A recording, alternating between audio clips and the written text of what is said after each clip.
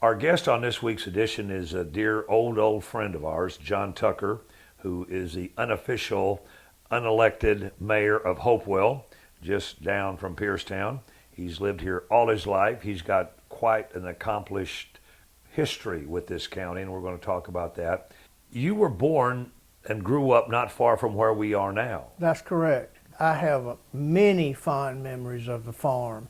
My father had a heart condition that required no more farming for him, so he and my Uncle Tommy, they sold the farm, which was sad, but I was too young to realize that at the time, and built the Carolina Terrace Motel and became hospitality people at that time. And at one time, they even had a restaurant. Oh, they did have a restaurant, Meat and Three, that nobody could beat. It was a wonderful, wonderful Southern food. And anybody that was anybody in Anderson would take part in that meal. We had some good people. We had some, the police, the lawyers, the politicians. Yep. You know, my father was big in the Republican Party, and my uncle was big in the Democratic Party, so it wasn't unusual to see either Senator Hollins or Senator Thurman at the motel. Right, yeah. And you would have gone to school at Hannah. I did. And I guess those years were interesting. Well, they were interesting for two reasons. One was right after my surgery at 9th grade, and my amputation. You had a cancer. I had a desmoid fibromatosis, and it was a very rare cancer, and it required amputation of the shoulder and the arm. And I survived that, but at the same time, I had just turned 15 years old and was trying to make a decision about what I was going to do. Those were two significant things in my life at that time. I had a lot of good friends, and I had a lot of support, and I knew I was going to Carolina, and I knew that I wanted to do something in politics. And so I did accomplish that. And before we get off this thing, it was a couple years ago, M.D. Anderson recognized you. That was 5 years ago when I was a 50-year cancer survivor, and at the time I was the fourth longest living survivor of the M.D. Anderson community. Amazing. Don't know what it is today. I don't know. 5 years ago, the time flies. They didn't have therapy. They didn't have patient advocates. They didn't have all these things that they have today. My therapy was when I returned home, the teacher said, "Johnny, you've missed 5 weeks of school. You need to hustle." So I had a good friend, Marianne Gentile, who wrote notes for me, and I had a lot of support from a lot of friends at that particular time, and that was my therapy. And you had to learn to write with a new hand. Well, with my only hand then, the left hand, I had become a lefty. And there was never any consideration to get some kind of an artificial help? I never did. I never thought that. It would only get in the way. And I adjusted fairly quickly. But I was determined.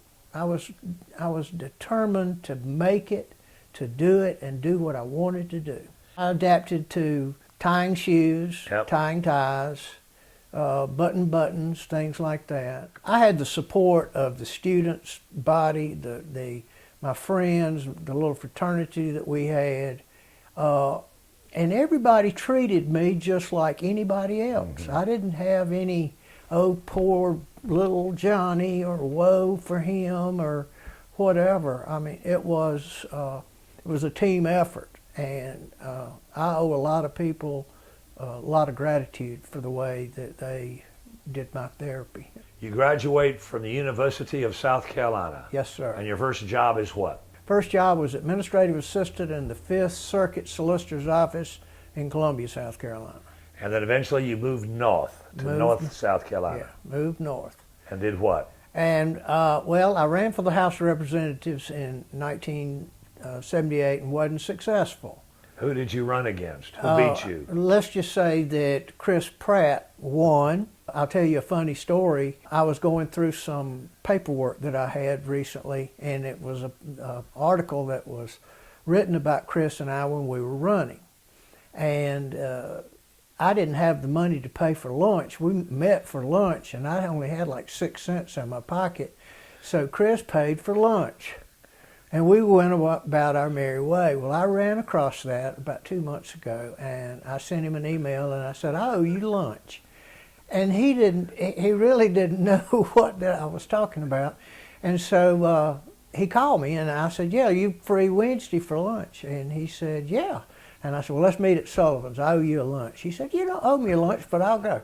Eventually you would run again, and this time you would win. I'd win. I ran as a petition candidate, was the first one elected in the state of South Carolina by way of petition to the South Carolina House of Representatives. I was fortunate enough to be reelected 5 times, and in 1996, when my wife became pregnant, it was time to come home and do something else. So, and we can't talk about your tenure in Columbia without mentioning Mr. Pat and what you two became known as. the Hand Brothers. Yes, tell me I that. was no hand and he was bad hand. And it was a story that... And you were seatmates. Oh yeah, we were desk mates for 12 years. Oh. And it was so funny, we were voting on a bill that favored attorneys.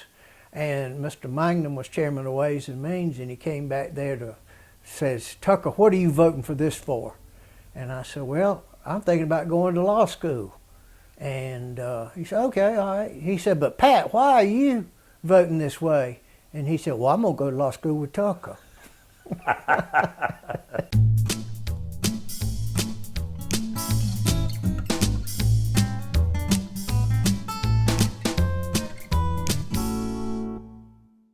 And we might mention here, after you retired from the House, that the folks up here were kind enough to work to name the road on which we drive every day back and forth to Anderson, Highway 81, in your honor.